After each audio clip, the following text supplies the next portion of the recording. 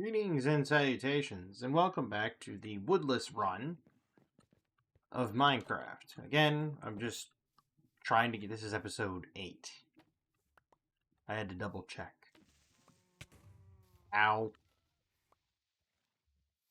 The one thing I didn't check for was creepers. Nice.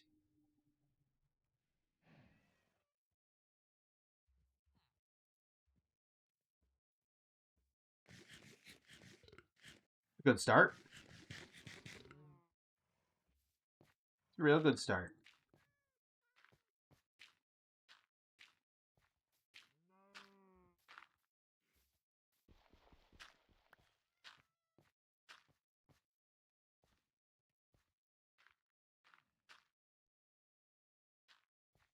Nice.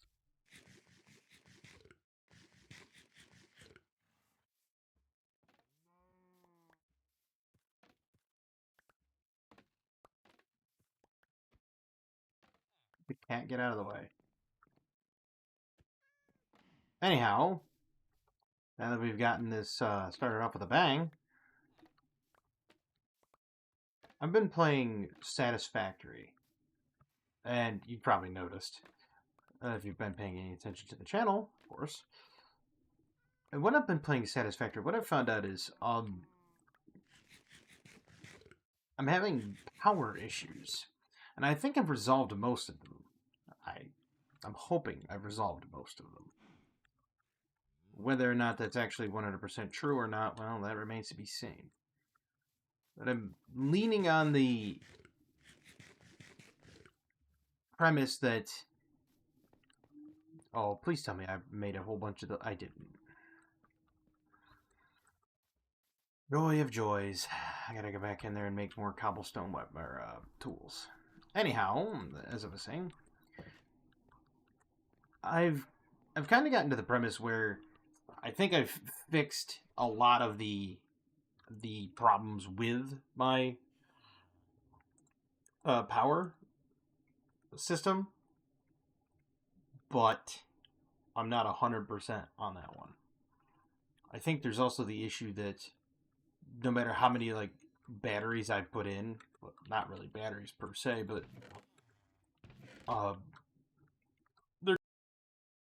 there goes my camera.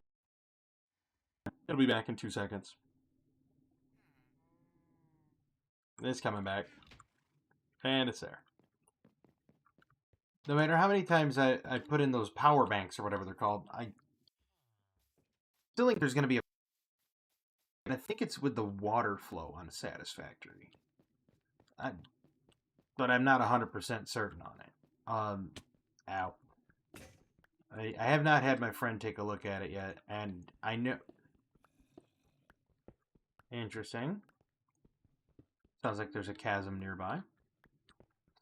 I know he's going to tell me something along the lines of, yes, the biggest issue you're going to have is this. And he's like, that's why you can't he told me I can't overclock it more than twice. But there was one point in time where I had 2 of them overclocked 3 times, and I was like, well, okay, they're running just fine. They're not taking too much water or nothing. So, I don't know. I'll figure it out. I've got power issues there.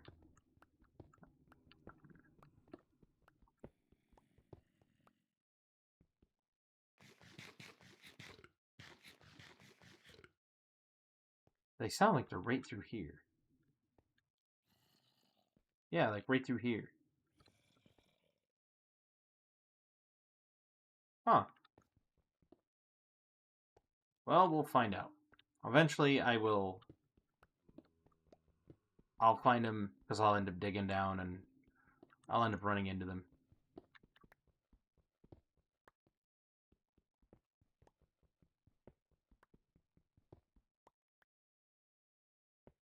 Nevertheless, I've enjoyed Satisfactory a lot. I've enjoyed a lot of these playthroughs. One of the things I've enjoyed... I've enjoyed this Minecraft playthrough quite thoroughly. I want to get all the way through to the nether. I've never really been to the end. and I don't really have a reason to go. Uh, Mostly because I don't see a point in it, right? Like, I mean, people would say, well, you could get to see the credits and blah blah blah. Well, okay, fine and dandy. If that's your thing, that's your you know your jam, then by all means go do it. I told I told my nephew, and my nephew loves playing Minecraft, but he's a kid. I'm doing this because I needed something to do that was a kind of like a challenge for myself. Kind of like with the Diablo 2 hardcore stuff. I like doing that because I like the challenge. But I told my nephew, I said, well, there goes my camera again. I said, I don't ever see a point in going to the end. He asked me why. I said, well, what's the point? I said, you kill the Ender Dragon, and then what? And he goes, well, then the credits. And I'm like, okay, and then what? So I don't see a point in it. I said, it's a giant hoop to run through to get credits. Really? Of course, they could say the same thing about Mario Brothers. They'd be like, well, why'd you play Super Mario Brothers then? Well, I mean, you play it because you didn't know what the end of it was, especially the first time through. And he said, well, he's like, it can be challenging to defeat the Ender Dragon. True, it can. Then again, I watched a bonobo do it. True story. They taught the bonobo how to use a touch screen to do what it needed to do, and it was doing crossbows to shoot the crystals, and it was timing its swings as it was hiding someplace.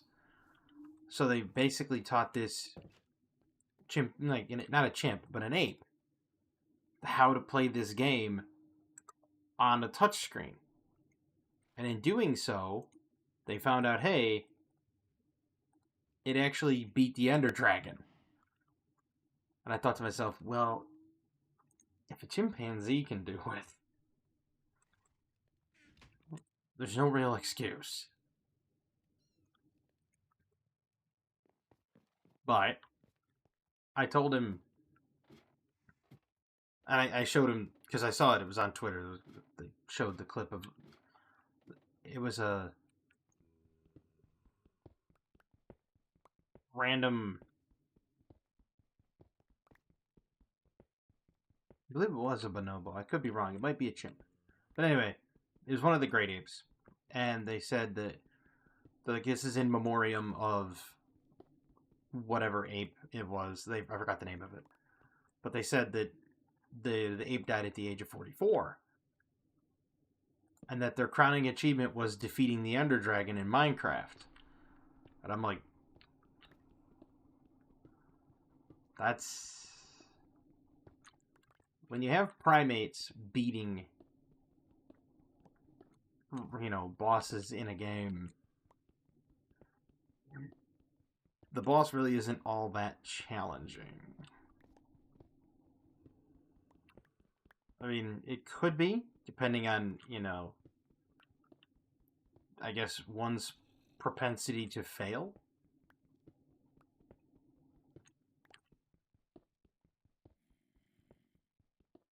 Depends on how often one fails, I guess, would be it.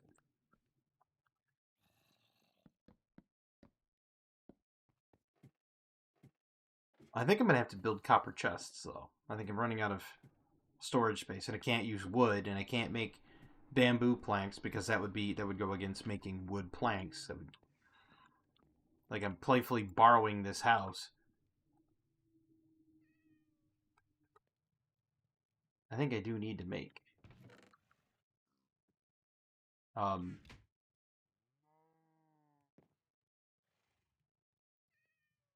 copper chests.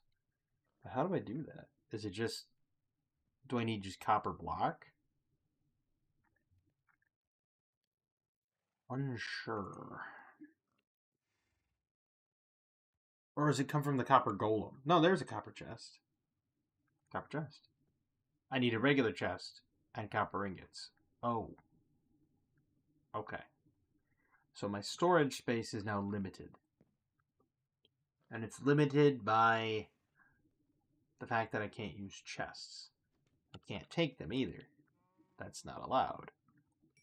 So now we've come across a whole new problem.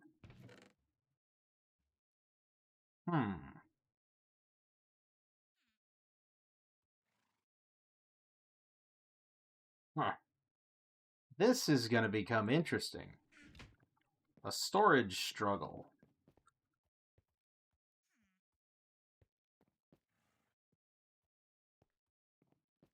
I think I'm going to tunnel down further down here.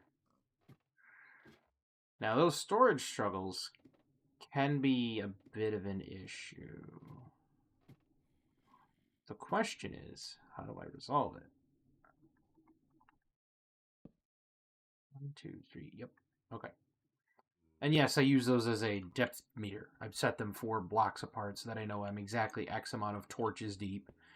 Because then if you know if each torch is, you know, there's a 3 torch gap in between one, so from here it's 4 blocks. 1, 2, 3, 4. So you have 1, 4, there's 4, 8, 12, 16, 20, 25, so on and so forth. It's a depth gauge, as well as ample lighting. That's why I do it. Oh yeah, I can hear him.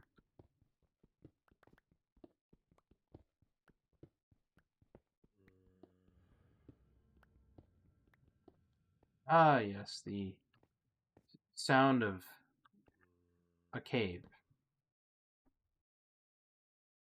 Hopefully I'm not next to a spawner. That would be really bad. They need to bring back the old type of water physics. That's what they need to bring back. Way back then, if it didn't, you know, if you weren't paying attention and you cracked open the wrong thing, the water would just flow right in.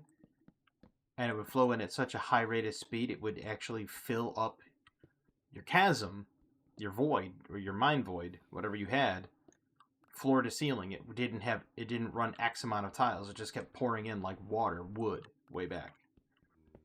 And they should go back to that, honestly.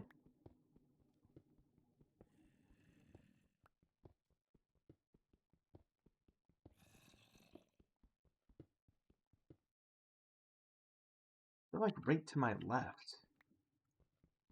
It feels like they're like right through here. Like almost like 2 blocks away. I'm not going to go looking for them because I'm not going to borrow trouble.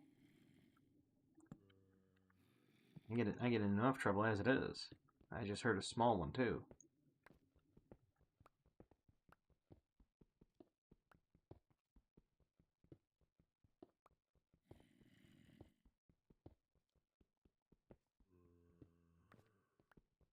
Now, I made a video the other day. I've noticed that a lot of people aren't really watching the Hearthstone content, which that's fine. I completely understand it. I'm glad that they actually did nerf some cards, and I'm kind of glad that they did nerf some cards, and I enjoy playing the game, but I have problems with some of the card strength that exists.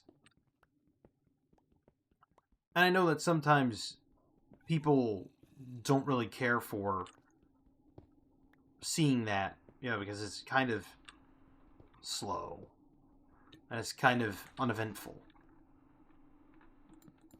Which is why I kind of make really wacky decks.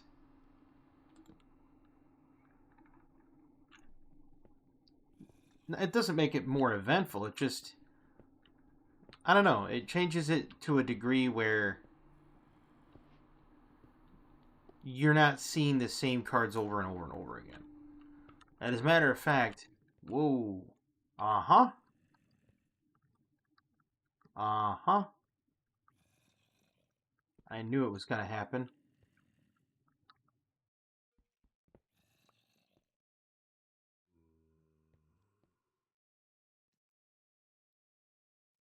You see, there's a reason why I say it's called diorite, because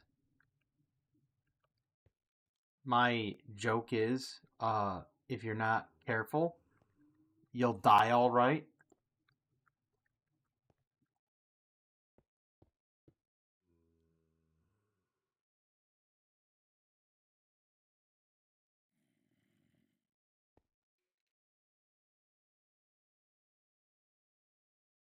Yep. We'll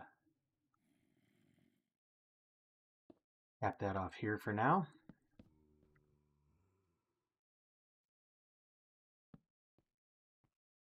Because diorite means one of two things. Either you're going to find great, valuable riches, which happens, or you find a chasm. It never fails, as you can see there. I found a chasm. Interesting how that is. I find a lot of them.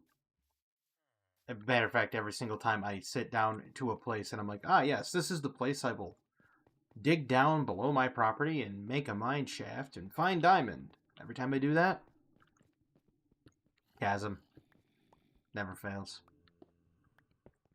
Probably going to run into the same chasm here, too. But the glory part about it is, if I do that here, I can shed some light on it. Ooh, lapis.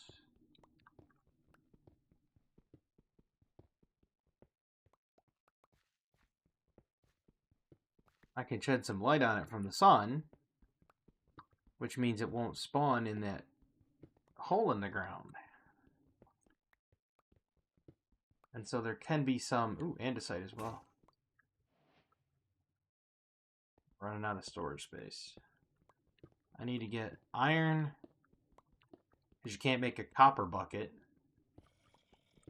Because for some reason they thought it was pertinent to put every type of tool in the game for copper except a bucket.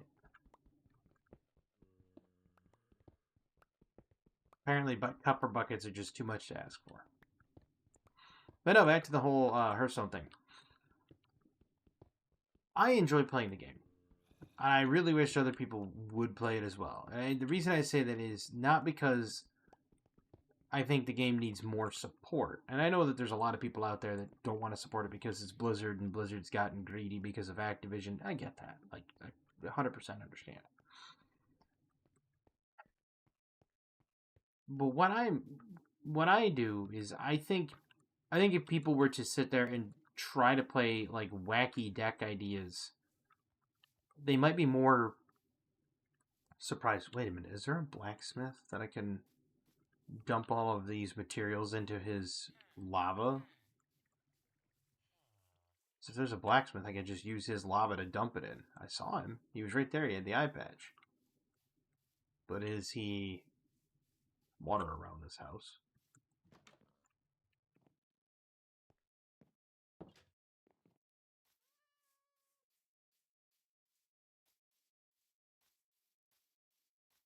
I'm sorry, but that looks like something out of the pages of Junji Ito. There's just a hole there. That hole is made for me. Oh. Hmm. I mean,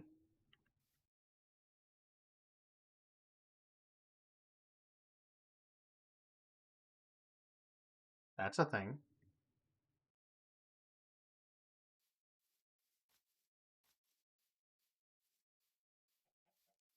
Look at this.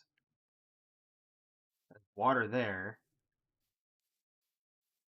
Why is every place a hazard? Anybody ever figure that out yet?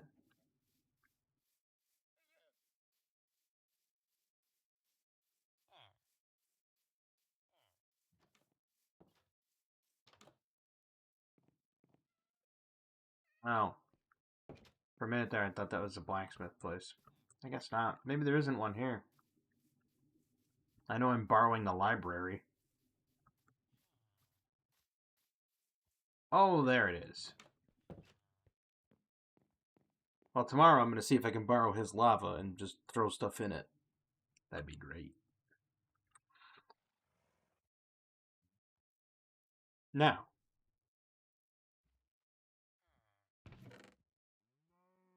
yeah, see, I'm going to throw a whole bunch of stuff in it. Not, well, maybe the dirt.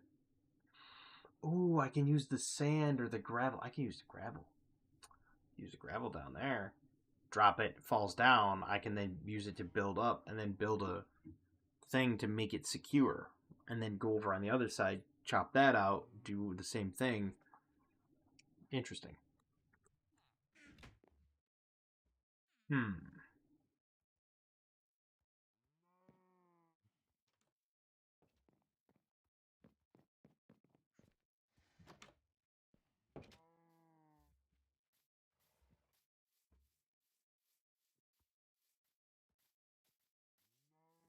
No, I sit there and oh, that's not what I want to throw in there. But I have quite a bit of cobblestone I'd love to throw in there.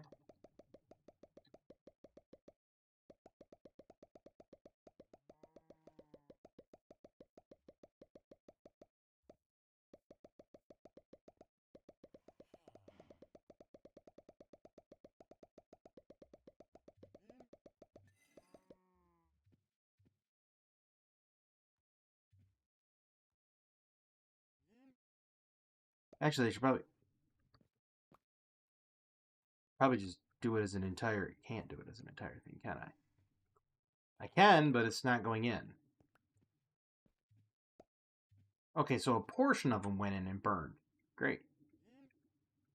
Oh, there we go.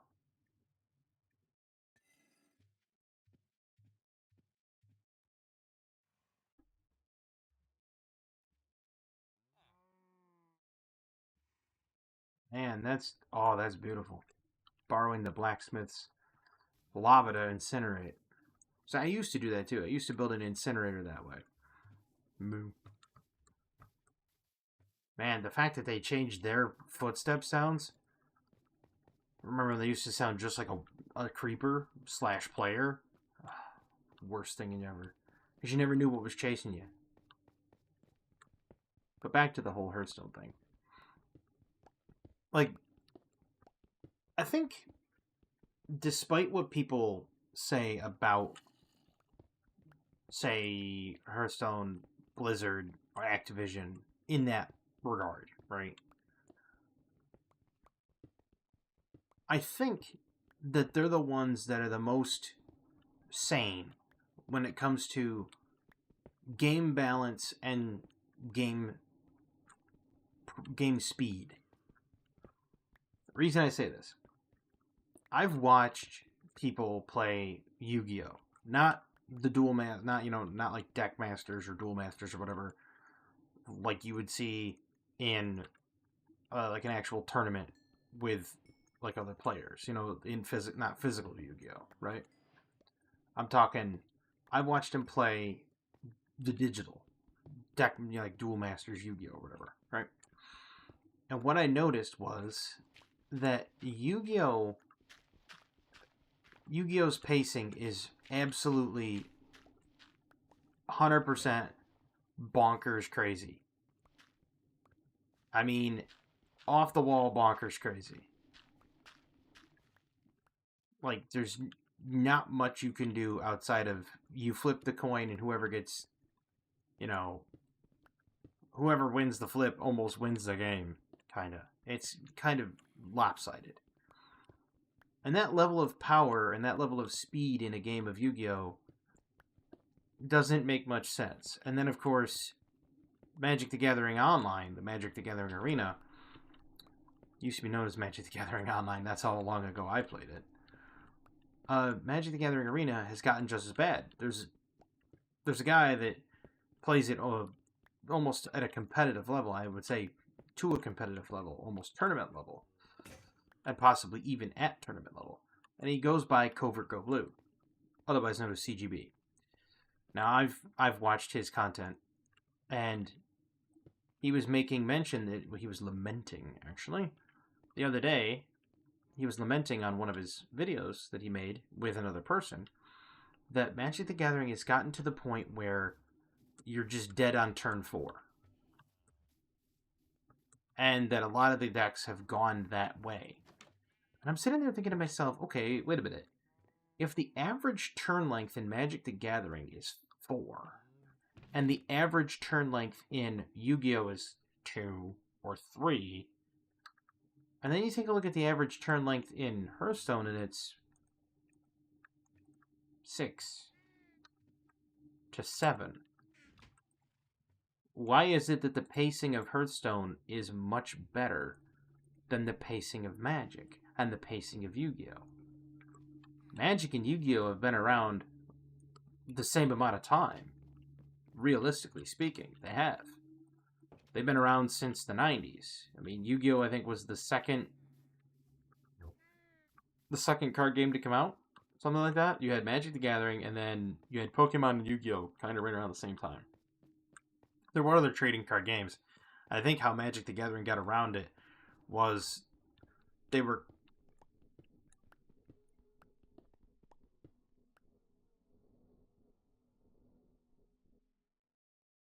Weird.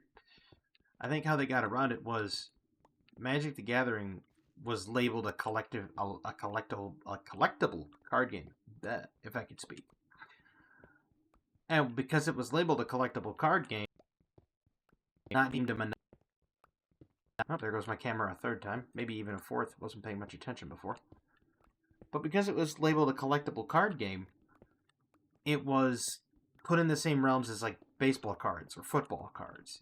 And so it wasn't deemed a monopoly. So they didn't really have to worry about being hit with an anti-monopoly lawsuit. Until other card games came about. Now you take a look at Pokemon, and that's just egregious. Full of card scalpers and money grabbers and you name it, Pokemon card games got it. I've played physical Magic the Gathering. I actually still have cards here. Some of them I bought a collection, not really a collection. I built the collection out of purchasing boxes ages ago. And I've kind of fallen out of favor with Magic the Gathering as a collectible card game because look at how they're going. They're just printing more cards and more cards, and then they're also reprinting previous cards that they've had before. And I don't mean like previous legendaries, although some of them did come back. I'm talking just deck fill cards, like the cards that you don't really care much about as a card because its sole purpose is to just fill out a deck. Its sole purpose is to just fill out a complete, not even a deck, but more or less an expansion box. They're just box fill, is what they are. They're commons and uncommons that are, you might see one or two in a competitive play, but all in, they're kind of meh. Right? So,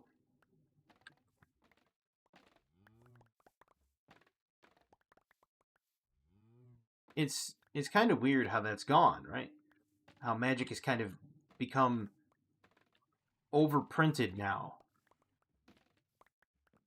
I mean, the alternative is to go the way of Pokemon, which is limited print run all the time, extra rare chase cards, price skyrockets, everybody's buying them up and scalping the crap out of them. And that's not something you want to do, because what you're going to get is you're going to get like the Pokemon style economy, which is, it's not ideal. And the reason it's not ideal is mostly because scalpers and other issues. But it's just, I don't know. I'm not a personal fan of the way that Magic's gone, with the way that they're, the volume in which they're printing and the print run they make. Now, I bought Double Masters back in 2022, and that was one of the best investments I've made. I still have a sealed box of Double Masters. And real quick here, let me look it up. And when the sealed box of Double Masters came out, this is not a collector's box, by the way. This is not like the collector's edition with the foil cards in it. Not the foil cards, but the etched foils. Not those. Let me take a look here. Sealed box. Double Masters 2022.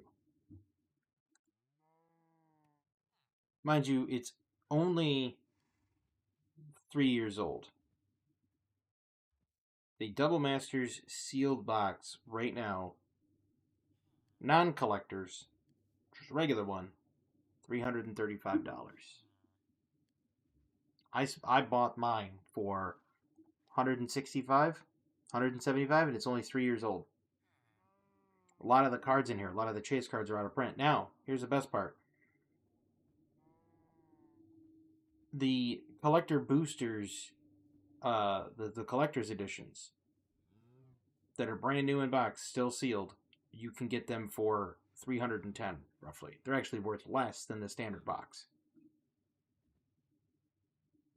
Because the standard box, people have found out, hey, wait, the standard box got purchased more because the collectors back then were $270, I think, because you could get etched foils. But like they're going anywhere from $349 to $399 depending on where you get them.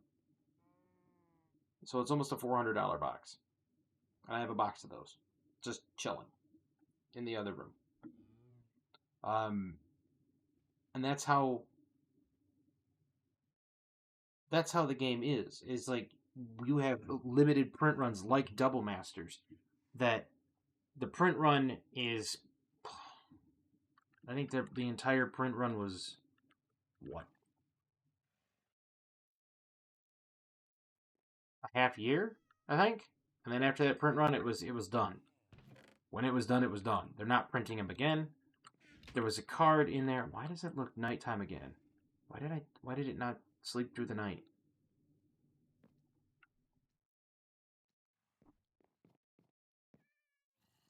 Anyhow, the print run,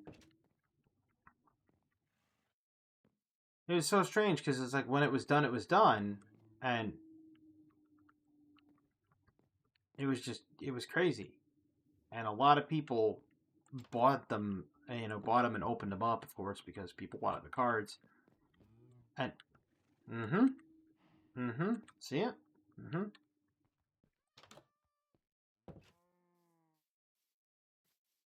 there is ambush and creeper.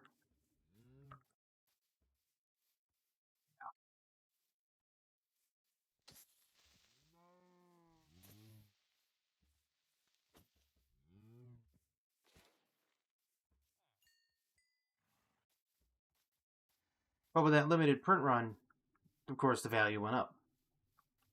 And it's going to continue to do so. Because they only, like I said, they only printed it for so long. And, that does create artificial scarcity, which is another problem that these card producers have, is artificial scarcity. But then there's actual scarcity. The card they reprinted, and I do have one. As a matter of fact, I don't have it in this room. I could go get it though. I have an Imperial Seal. Not the original one, not the Portal 3 Kingdoms one. I have an Imperial Seal from Double Masters 2022. Full panel. Full panel art. Imperial Seal. And that card alone right now is worth about 130. About. Now it's no Black Lotus, obviously.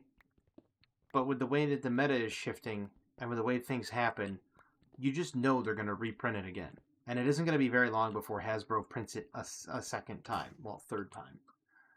And the reason being is because they know that people are going to go out and look for that chase card. They're going to be like, oh, I need that card. So let's print it again. And they're going to do that. Just like with the One Ring, right? They printed the One Ring for the Lord of the Rings set. One guy opened it, and it was one of one. And it was the one that was written in Elvish. And it sold for, I think, $2.5 million. And I believe Post Malone bought it. bit of a random purchase, I would think, from a guy that, as far as I know, doesn't really play the game. I guess he wanted it for a collector's piece. But somehow that sells for more than an autographed Black Lotus by Richard Garfield, the creator of Magic the Gathering. And yes, there's the provenance and all the prominence and everything that comes with it, because the guy took his Black Lotus to a meet and greet with Richard Garfield. Richard Garfield didn't do a whole lot of meet and greets, and he did very few signings. But he signed this guy's Black Lotus with gold marker, like the way they do with all the signatures on, like, when you go to and you buy like a World Championship Magic the Gathering deck, you'll see that they have gold signatures on the cards at the end, when they reproduce the deck. And it's like, oh, this is the champion's deck. This is the deck that won the championship game. And it'll be, all the cards will have a signature on it. And it's signed in that gold marker. So that's very similar gold marker Richard Garfield used and signed this man's Black Lotus. It was an Alpha Lotus. And it was like a 9/9 grade Lotus. I mean, it was an immaculate condition Lotus. And people say, well, that just ruined the grading on it. Yeah, but now it has Richard Garfield's signature on it. And there's a photo of the guy signing the card. There's a photo of, like, it was documented that he actually signed it. It's like, wait for Richard Garfield to die and pass away and become a legacy for the game he created. The card's going to be worth quite a bit. Matter of fact, that card's going to be worth more than the One Ring. Or at least it should be, because Lotuses right now are selling for Alpha Lotus. Oh, last time I looked at an Alpha Lotus, it was selling for 28,000. Let me take a look.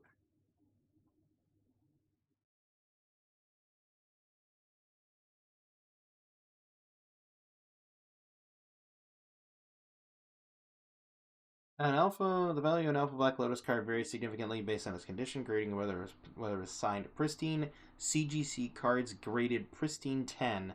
Example sold for $3 million in a private sale in 2024.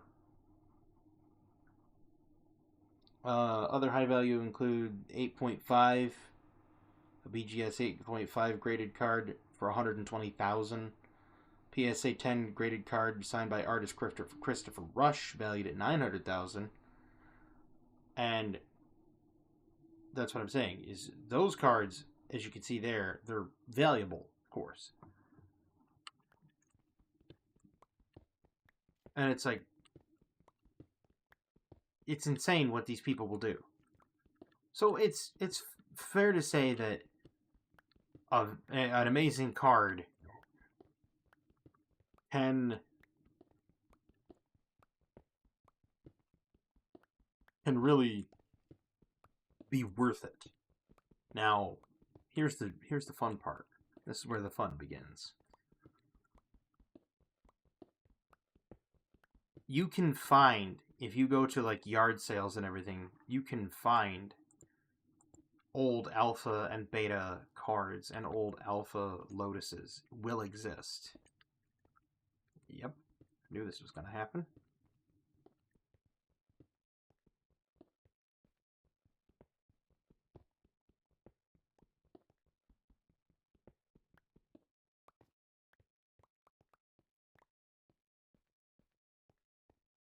Best disinfectant for all those zombies is sunlight. Anyway, as I was saying, you can go and find these at yard sales, especially like when you have people that are up there in age, 50, 60, 70 years old, and they're like, oh, well, we don't know what they're worth, because a lot of people don't, and they just kind of have them in a binder and they just kind of chuck them over in the corner. And then that binder sits there for years, collecting dust, and then when the people come back and check it out, well, next thing you know, hey, there's a Lotus looking at you.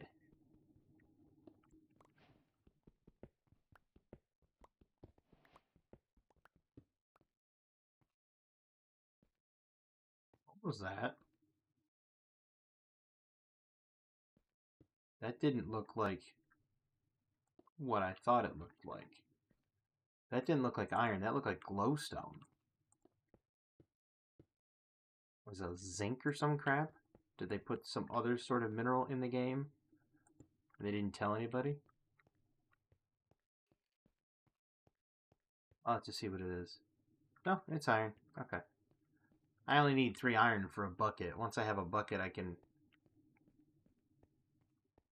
make my potato farm. Because I have some procured potatoes.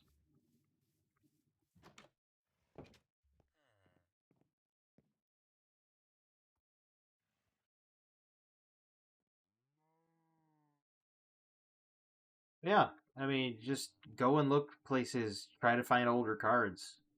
You never know what you can find. But yeah, back to the whole thing about Magic the Gathering going too fast.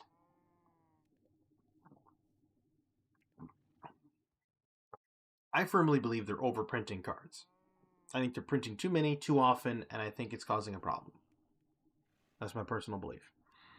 Now, what's the remedy? Well, the remedy is to have Hasbro stop. They won't, but that's literally the only remedy. The problem here, the other problem exists that. Wait, can't I just make those into ingots? I can. I can make a bucket. I have a bucket. Aha! We're in the bucket age now, lads. The problem and the issue becomes with things like Magic the Gathering going too far too fast is it ruins the feeling of the set that you have. For example, when you have a set of like Double Masters or whatever, and then they go and they print 2 more sets, and now they're printing like what 5 sets a year, 6 sets a year, so it's like one every 2 months, and it's not full on like block sets like it used to be, right? It's I'm gonna end up saving and quitting here in a second because it's almost to 45 minutes. It's not full on block sets. It's like here's one part of a 3-part block, and then here's a secret layer, and then here's a bonus one, and then here's this other, and then it goes back to the second block, and it's like, why are you printing like Avatar: The Last Airbender? Why are you printing Across the Spider-Verse? Why, why Lord of the Rings? I get it, you want to bring in other people from other genres that are playing tabletop games. I get that, but why? I mean, it's like just there's no real story behind it anymore. There used to be no story behind it way back in the day. Then they created stories to go with it, and then those kind of fell to the wayside, and now they just kind of like, well, okay, whatever. Look at Hearthstone. What does Hearthstone do? And this is going to be the last thing I leave off on. What does Hearthstone do that other card games do not? I mean, digitally or in raw format, because there was Warcraft, the Heroes of Warcraft card game. It actually existed. It was basically Hearthstone, but for the tabletop. So, what do they do differently? Instead of doing constant power creep upward, and instead of having a consistent power creep parabola, right? Hearthstone will have that power creep parabola, and then they'll stop. And then when rotation occurs, they'll have a steep fall, and they'll make a slow block. Like right now, the current set between Ungoro, or Emerald Dream, Ungoro, and Across the Timeways is extremely slow. The pacing is slow, and it's meant to be slow. It's meant to be just a not a weak expansion, but just a slower expansion. It's meant to they want you to do certain things with the decks to make it slow down the gameplay so that you don't have that insane power creep. Magic, on the other hand, is going the way of Yu-Gi-Oh! Don't do that. Because how many games of aggro Magic can you play before you get tired of it, right? You know, you're either going to win by turn 3 or you're dead by turn 4. Great. That is a Marvel Snap now? Marvel Snap's the same way. You either win by turn 3 or you're dead by turn 4 or whatever. I don't know how many turns are in Marvel Snap. I know that people were saying that average turn count in Marvel Snap was like 3.5. Or 3. Or maybe it was limited to just 3. But it was like, why? I mean, I guess it's a great card game if you're sitting there at work and you're like, oh, I only have 10 minutes. Let me jam out a real quick game. Okay, cool, I guess. Nah, I like Hearthstone now. I like the way it is now, just like it was back in Goblins versus Gnomes and Main Streets of Gadgets. And I like it back then because that was when Bomb Warrior came out and you were playing for fatigue, and then all of a sudden there was a finality to it, and that's something else. That's something else I'm going to say real quick because I've just went over the 45-minute mark. When a card game like Hearthstone or Magic or Yu-Gi-Oh has that finality to it, like if this game goes on long enough, there is an end. Not can I burn them down quickly. It's right now there are 2 decks, one of which I've created as a homebrew, and I made a video on it the other day. The second is the Rafam deck in Hearthstone that you will win. If the game goes long enough, you are guaranteed to win. 100%. It is a guaranteed win. If the game gets to that point. No doubt in my mind. That finality to it is no longer a question. It's no longer, do I play it right or do I not play it right? It becomes, I have to rush this to an end, otherwise I lose. It puts everyone on a clock. And that type of finality in a card game is enormously good. That's a good thing. Instead of it having to be like blitz chess where you're sitting there slapping the clock, making sure your turns happen quickly, it's more along the lines of, if that hourglass runs out, I win. And then you just flip it over and you're like, let it begin. And that's a good thing to have in a card game. Is that sense of finality.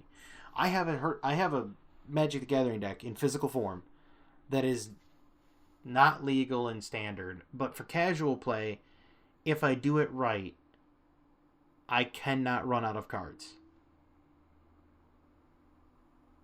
I can just not run out of cards. I can take infinite turns and never run out of cards.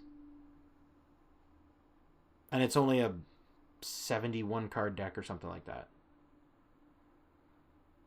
Because I have Panoptic Mirror and I can slap Time Stretch on it. One whole round around the table goes, and now I have 2 turns every time my upkeep comes around. I get 2 turns. So for every turn I get 2. Infinite turns. Then I have a card that says, it's called Rato Lantern.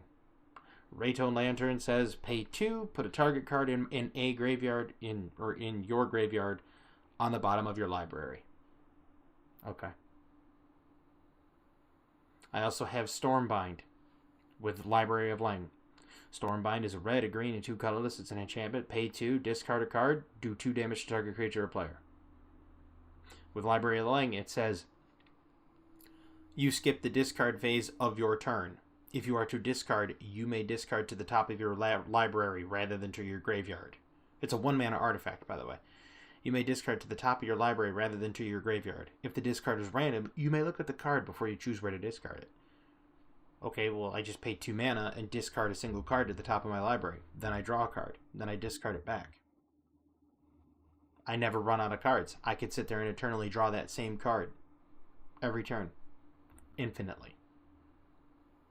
I could also Rato Lantern all the cards into the bottom of my library and infinitely draw all my cards. Again.